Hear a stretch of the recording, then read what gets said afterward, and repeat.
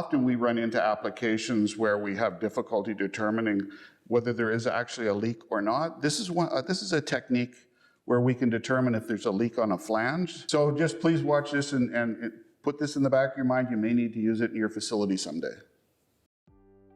There are a lot of flanged couplings used in heat exchanger condenser systems.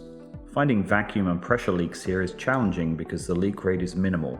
Turbulence is captured and dissipated in the crevice of the flange, and the ultrasound sensor can't get close enough to hear the leak. The following is a simple trick for finding suspected leaks in these types of coupled pipes. This is a typical flange coupling configuration. What we first need to do is ensure the system is under positive or negative pressure.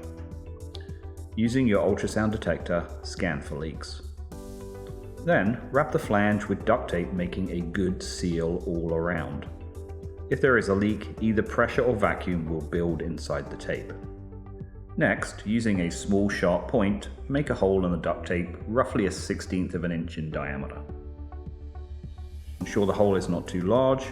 What you're trying to do is transfer the leak turbulence from the middle of the flange to the outer edge of the coupling.